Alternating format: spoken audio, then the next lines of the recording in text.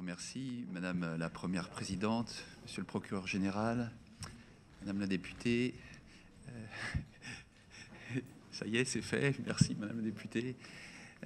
Mesdames, Messieurs les différentes autorités, en particulier les présidents des différentes compagnies. Nous allons intervenir à deux, ce qui finalement rend corps à ces rencontres interfonctionnelles sur le thème du tandem entre l'expert psychiatre et le magistrat. Alors, je n'ai pas votre exemplaire, monsieur le professeur, mais vous venez de co-rédiger un livre qui s'appelle justement « Le juge et le psychiatre, la tension, une tension nécessaire, point d'interrogation ». Donc, je crois que nous sommes bien placés pour exposer cette question. Et votre ouvrage, d'ailleurs, en sera le fil rouge. Pour vous présenter très rapidement, vous êtes professeur de psychiatrie, directeur du centre hospitalier vaudois, l'un des plus grands centres hospitaliers suisses. Vous avez d'éminentes responsabilités. Je pense que je n'aurai pas assez de la demi-heure. Il faut que je parle plus près du micro. Je n'aurai pas assez de la demi-heure pour retracer l'ensemble de votre parcours et de vos responsabilités, mais je crois que vous êtes absolument expert en la matière, ce qui n'est pas mon cas. Je suis un magistrat de terrain. J'emprunte un certain nombre de mes réflexions au docteur Berton, qui est un référent service psychiatrie à Vichy. J'insisterai également sur l'aspect international. Il est toujours bon de comparer nos pratiques, et je pense que c'est intéressant. On est toujours mieux éclairé par le regard de l'autre, de voir la pratique de la psychiatrie judiciaire suisse. Je vous laisse donc la parole, monsieur le professeur. Merci beaucoup. D'abord, merci beaucoup de m'accueillir et d'accueillir un Suisse pour vous parler de la psychiatrie. Je ne sais pas comment l'interpréter, mais en tout cas, je vais profiter de l'honneur que vous me faites de pouvoir parler devant vous de ce sujet qui manifestement est assez controversé autour de l'expertise psychiatrique. Donc, vous avez le menu de notre présentation sous les yeux. D'abord, je me permettrai juste d'évoquer quelques mots d'histoire, juste pour montrer au fond comment l'autorité de compétence du psychiatre s'est formée à travers l'histoire. Peut-être on peut passer au dia suivant.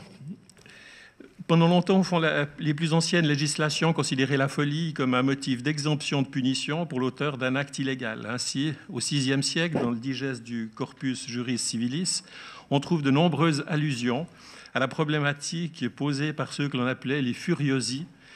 Par exemple, on estimait que l'on ne pouvait pas imputer une faute à quelqu'un dont l'esprit est aliéné et qu'il en allait de même pour l'enfant, l'animal ou la tuile qui tombe d'un toit. La folie est une punition divine à cette époque, c'est un châtiment exercé par le Dieu lui-même. Donc l'autorité de compétence, si vous voulez, à ce moment-là, était bien sûr très différente de celle d'aujourd'hui. Pour les anciens, le fou n'est donc pas maître de son esprit, il ne peut comprendre la portée de ses actes, on ne relèvera contre lui donc aucune faute. Il ne sera pas poursuivi par la loi étant irresponsable. Il faut au contraire le faire bénéficier d'une pitié qui se fonde sur son infortune. Cette conception charitable considérait le fou comme ne faisant pas complètement partie de la communauté humaine. Si le fou n'était dès lors pas condamné, il ne pouvait être privé de liberté pour préserver la société. Mais dès le début du XIXe siècle, au moment de la constitution de la psychiatrie en tant que spécialité à part entière de la médecine, on a commencé à penser que la folie faisait partie intégrante de la condition humaine, qu'elle n'était pas une autre façon d'être humain et que les fous n'étaient pas des aliens, des tout autres. On peut passer au dia suivant. Pour les psychiatres du XIXe, certains actes criminels ne sont pas l'effet d'un libre arbitre, d'une volonté libre, mais d'un déterminisme. Et en punir l'auteur n'est pas justifié.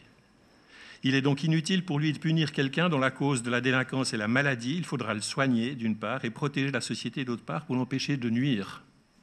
On constate dès lors que les bases théoriques de la collaboration entre la justice et la psychiatrie existaient dès la fin du XIXe siècle et ont été coordonnées par un dialogue entre justice et psychiatrie. Aujourd'hui, la psychiatrie considère donc la folie comme étant une des possibilités d'être humain, que les crimes les plus inacceptables sont des actes fondamentalement humains et que la délinquance ne se réduit pas à une pathologie. Dans ce contexte, la psychiatrie légale, par la connaissance scientifique et l'examen clinique des auteurs de crimes et délits, permet de contribuer à une meilleure compréhension des circonstances personnelles dans lesquelles sont commis des actes tombant sous le camp de la loi pénale. en particulier lorsqu'ils sont effectués par des personnes souffrant de troubles psychiques. L'analyse de l'expert permet de dire si l'auteur d'une infraction souffrait d'un trouble mental au moment de l'acte et de poser, s'il y a lieu, un diagnostic plus général le concernant. Ces constats permettent de déterminer si une part de son libre arbitre lui faisait défaut au moment des infractions et si le trouble mental diagnostiqué peut en faire l'objet d'un traitement thérapeutique. Et si oui, lequel, selon quelle modalité. En substance, l'expertise psychiatrique se révèle comme un moyen contemporain de mieux différencier la maladie du mal. Les anglo-saxons parlent de bad et de mad pour différencier ces deux aspects qui me paraissent être assez essentiels dans le travail de l'expert psychiatre. Dans ce cadre, la psychiatrie n'a évidemment rien à voir avec une démarche qui viserait à excuser le comportement du délinquant. Il ne saurait pas non plus résoudre la question de l'origine ou de l'existence du mal. Peut-être on passe au dia suivant, juste pour vous indiquer au fond ici que depuis très longtemps, au fond, il y a des remises en cause, d'une part du côté des experts du rôle des juges par rapport à cette question de savoir si quelqu'un est malade ou il est l'objet d'une autre façon de penser par rapport à ses actes. Là, on a deux exemples. Un du tout début de ce siècle, un médecin qui remet en cause le fait que les juges peuvent tout seuls, au fond, estimer ça. Et puis quelque chose de beaucoup plus récent où un juge estime qu'au fond, il n'a pas du tout besoin des experts psychiatres pour juger du fait de savoir si quelqu'un est malade ou pas et qu'il se débrouille très bien tout seul. Peut-être encore un mot avant de passer la parole à M. Frassati, sur les législations qui sont un peu différentes entre la Suisse et la France, même si le fond est le même. En particulier, il y a une chose sur la façon de nommer ce qui est l'objet du procès pénal en Suisse, c'est qu'on ne parle pas de discernement. Le mot discernement en Suisse est réservé, au fond, au civil, et au pénal, on parle de responsabilité ou d'irresponsabilité. Ça fait une petite différence, le fond est évidemment le même. On voit aussi qu'il y a un article, l'article 20, qui dit « L'autorité d'instruction où le juge ordonne une expertise s'il existe une raison sérieuse de douter de la responsabilité de l'auteur ». Et puis ensuite, vous avez les deux parties de l'article 19 qui concernent l'irresponsabilité ou la responsabilité. On voit que dans cet article 19, aussi une particularité qui est probablement intéressante à voir, c'est qu'il n'y a aucune notion de trouble psychique. Là, on se base uniquement sur des notions de faculté d'apprécier le caractère illicite de son acte ou se déterminer d'après cette appréciation.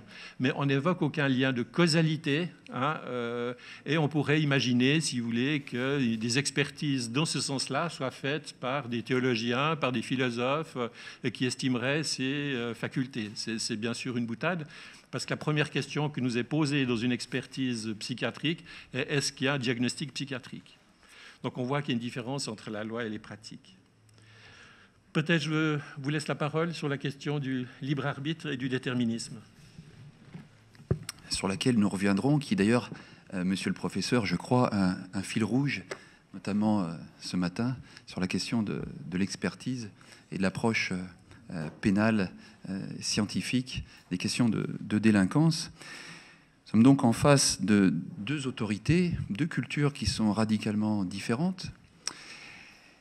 Nous avons le champ, votre champ, monsieur le professeur, le champ de la psychiatrie, qui est le champ de la nuance, le champ de la progressivité. Une maladie est la plupart du temps évolutive. Je ne vais pas parler des choses sur lesquelles je n'ai strictement aucune compétence, avec un champ différent, beaucoup plus clair, beaucoup plus binaire, celui juridictionnel, celui qui dit oui, qui dit non, le principe du libre arbitre ou pas. Alors, il y a des nuances, nous la connaissons, nous, dans notre droit pénal, entre les deux. Alors, nous, effectivement, nous parlons de discernement en matière pénale, mais le principe est le suivant: soit la personne a son entier discernement, soit il est aboli. Et c'est une fiction, effectivement, une fiction qui est essentielle pour nous. Nous en avons besoin, parce que sinon, il n'y a pas de vie collective. Il faut présupposer que l'individu est parfaitement autonome. Alors, nous avons apporté des nuances dans notre droit, également dans le droit suisse, vous l'avez.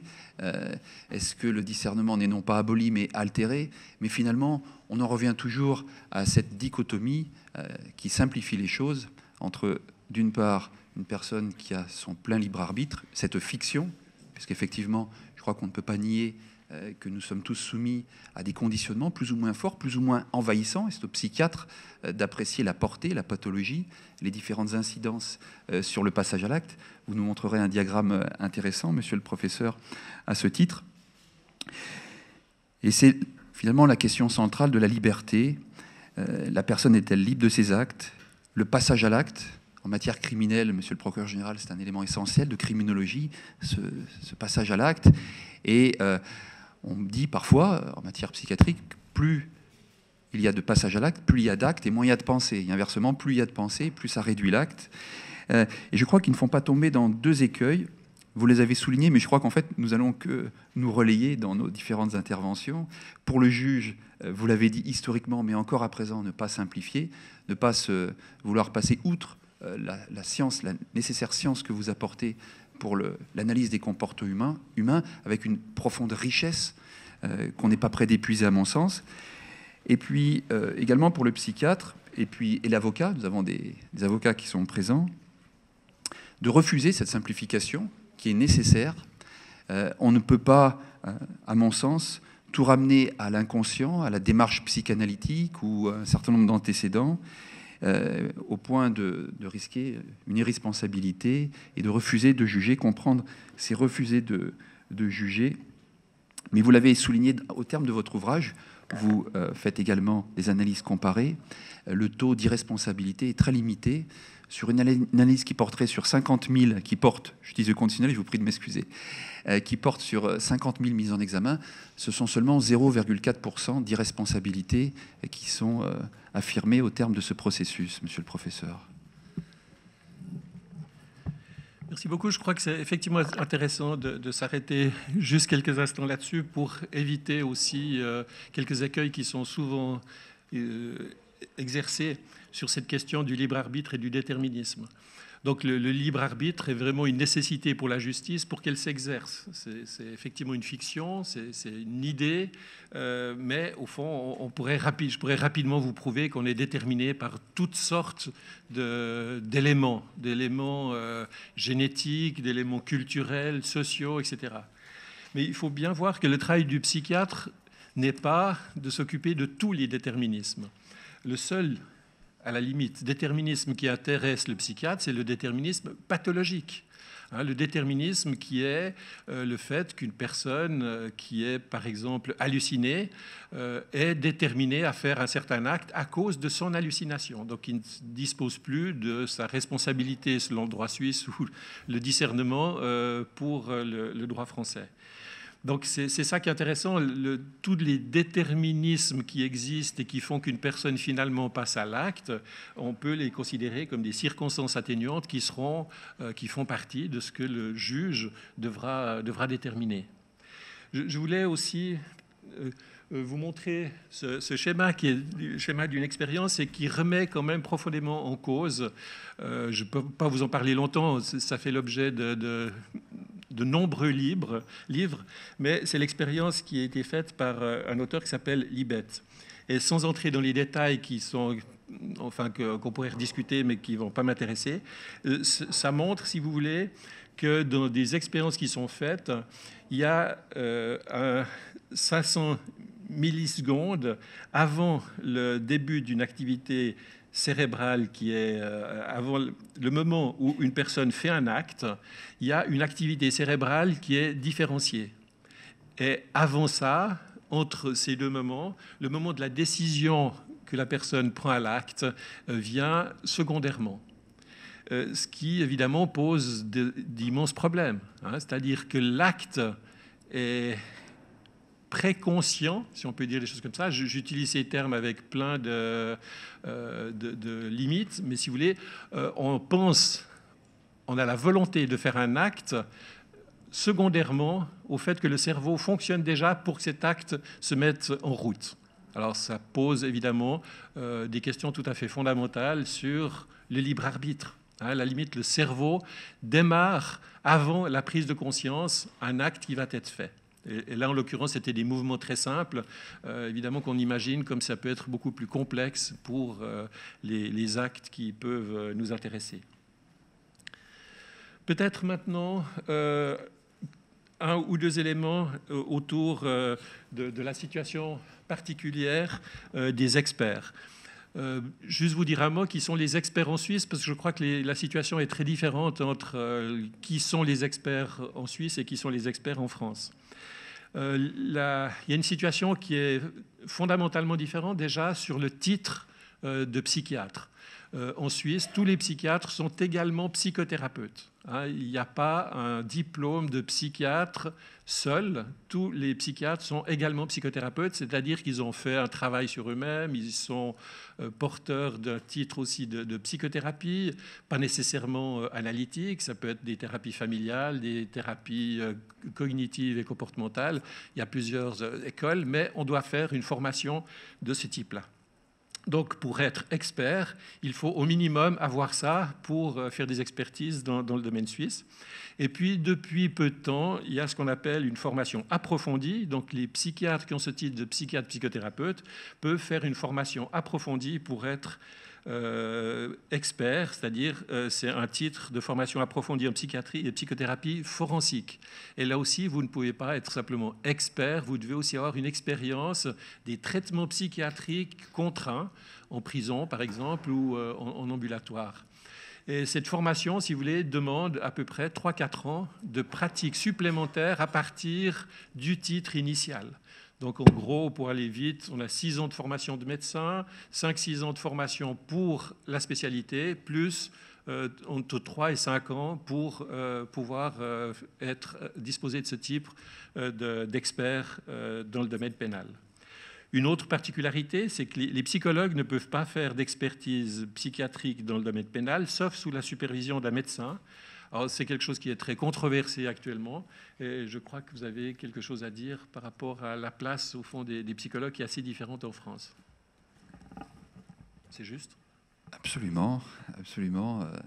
Nous avons souvent des expertises psychologiques qui accompagnent le processus de l'éclairage de la personnalité, qu'il s'agit d'ailleurs de la victime ou de l'auteur en matière pénale.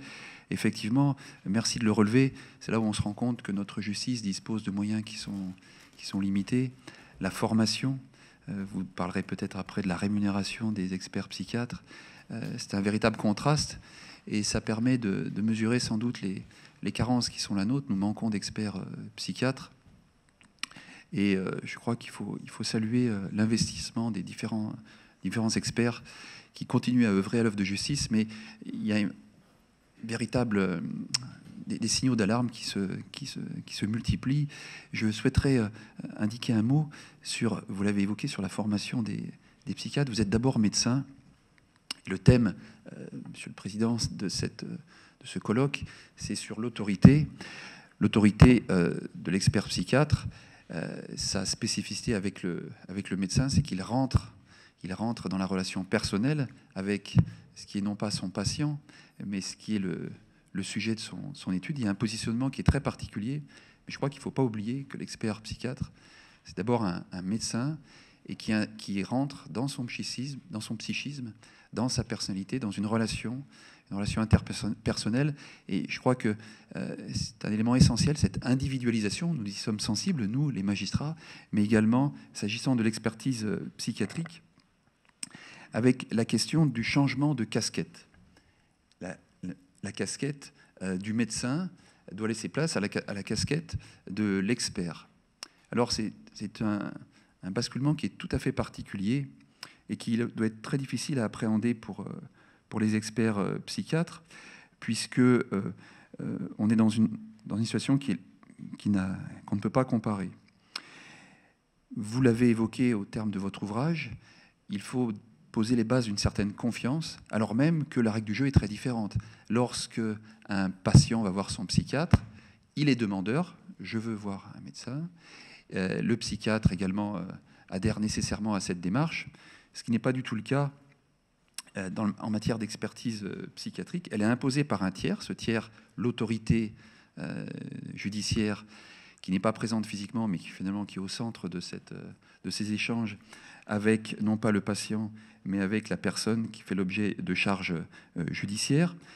Et il faut poser les choses et donc dire qui fait quoi, et ne pas faire de flou, ne pas laisser de flottement, d'ambiguïté, qui peuvent peut-être des petits arrangements qui pourraient être utiles à court terme pour les fins de l'expertise ou les fins de l'enquête pénale. Mais je crois qu'il faut définitivement dire, voilà, je suis expert psychiatre, j'interviens à la demande de telle autorité, je dois répondre à telle ou telle question. Et vous rajoutiez même, monsieur le professeur, pourquoi pas faire part, sans les modifier, il n'y a pas de principe du contradictoire entre, une fois l'examen passé, avec le résultat de vos expertises, mais pourquoi pas faire part de vos orientations à l'égard de la personne mise en examen, pourquoi pas. En tout cas, une approche qui est difficile, autant dans la relation de soins, le patient livre son intimité, on est dans le plus profond de la personnalité entièrement, à 100%, autant dans le cadre de l'expertise, vous allez rentrer dans l'intimité, mais on est là dans une intrusion de l'autorité judiciaire à travers votre prisme de l'expertise.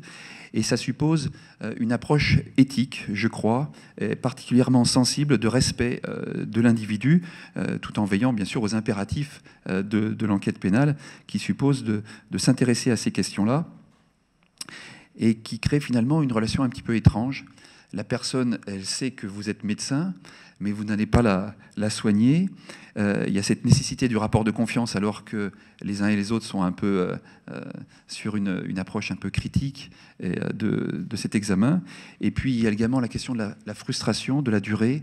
Alors, je ne sais pas combien de temps durent les expertises suisses, psychiatriques et judiciaires, mais de toute manière, lorsqu'on endosse la mesure d'expertise judiciaire, cet examen, même si on revient, même si on prend ce temps, on ne peut pas le comparer avec un suivi de soins qui suppose le long terme, monsieur le professeur.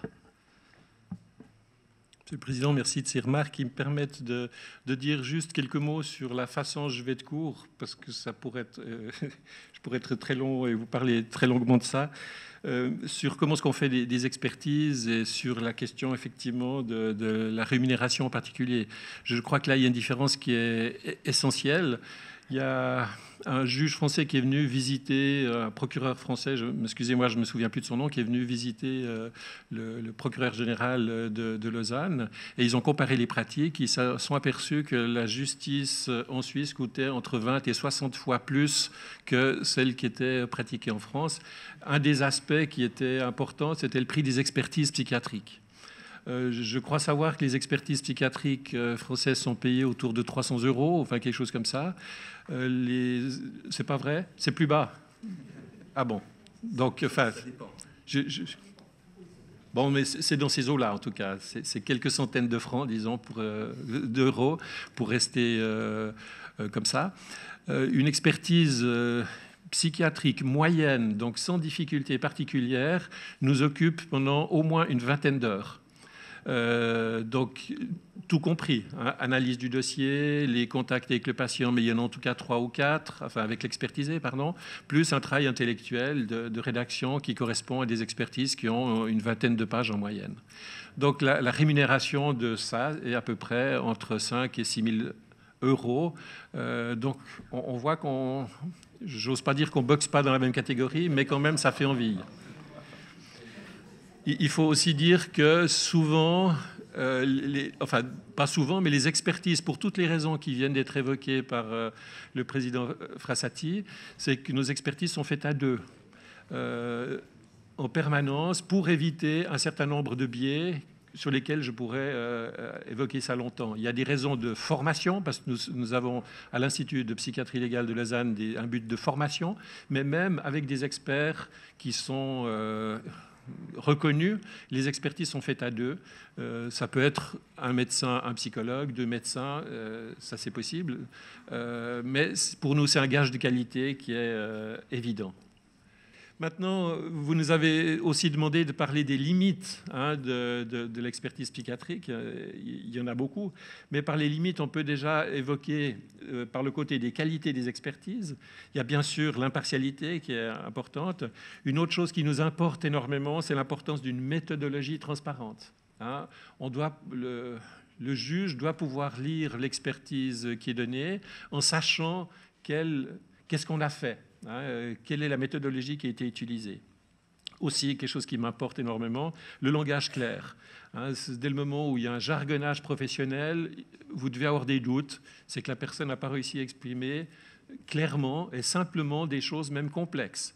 C'est la différence pour moi entre quelque chose de compliqué, hein, qui doit être évité, et quelque chose de complexe. Les choses complexes peuvent être exprimées de façon claire. Il faut aussi, bien sûr, tenir compte d'hypothèses contradictoires. On est dans quelque chose de scientifique où il n'y a pas une vérité qui est absolue, jamais. Et il faut voir aussi que l'expertise psychiatrique est un récit. C'est une hypothèse à partir d'un certain nombre d'éléments. L'hypothèse devrait être le plus proche possible de la réalité. Mais la réalité que l'on doit analyser, on ne l'a jamais vécue en direct, hein, sauf au cinéma, où certains experts sont proches effectivement de la réalité du crime qui vient d'être commis. Autrement, on est toujours dans une certaine incertitude. Donc la modestie est évidemment quelque chose d'absolument important. L'importance de la formation, je l'ai déjà évoqué. Peut-être je peux vous dire un peu humoristiquement, hein, qu'est-ce que c'est un expert suffisamment bon, parce qu'au fond, vous aurez de la peine à en trouver, et je ne suis pas sûr qu'il y en ait, où il faut bien connaître les procédures judiciaires, être conscient de ses limites. Hein. Ce matin, on a évoqué le fait qu'il était important de dire ce qu'on ne savait pas dire, hein, de dire « je ne sais pas », et ça me paraît absolument essentiel pour être crédible sur le reste. Hein, quand on dit quelque chose, on le dit parce qu'on a des arguments, et si on n'a pas ces arguments, on ne le dit pas, et on dit qu'on ne sait pas. Être conscient de la complexité des enjeux qui ne sont pas seulement psychiatriques, mais aussi psychologiques, pénals, criminologiques, politiques, humains. Savoir gérer les rapports de pouvoir. Ce n'est pas évident, si vous voulez, quand vous êtes face à quelqu'un qui peut être un pervers, quelqu'un qui inverse la relation. C'est pour ça qu'on se met à deux. D'être conscient de se faire manipuler. On travaille avec ça, si vous voulez, on travaille avec tous ces aspects-là qui doivent être engagés. Savoir distinguer les niveaux et les registres, garder tout jugement de valeur, quel que soit l'acte commis, et ça, si vous voulez, c'est pas facile. Hein, imaginez-vous vous trouvez face à un tueur d'enfants, vous n'allez pas être spécialement bien de le rencontrer. J'ai juste une expérience que je peux vous donner comme ça, c'est une anecdote, mais je crois qu'il est assez caractéristique. J'ai eu l'occasion d'aller en prison, voir une personne qui avait fait des actes absolument épouvantables. Sur le moment, tout allait bien, on avait l'impression que tout se passait bien. Je sors de la prison. La première chose que j'avais envie de faire, c'était d'aller prendre une douche. Hein, j'avais eu l'impression d'être absolument sali, d'être dégoûtant. Et ça, si vous voulez, c'est difficile d'exprimer. Hein, c'est de la subjectivité, c'est ce fait qu'on doit effectivement travailler sur soi-même, qu'on doit pouvoir en parler à d'autres, et vous avez certainement vous-même aussi cette expérience. Mais ça pose d'ailleurs la question, je m'excuse de vous interpeller comme ça, mais de la formation des juges par rapport à ces questions-là. Hein, les psychiatres, on sait qu'on peut se faire manipuler, qu'on peut se faire utiliser, et on travaille là-dessus. Je pense que d'autres corps professionnels pourraient aussi être préoccupés par cette question.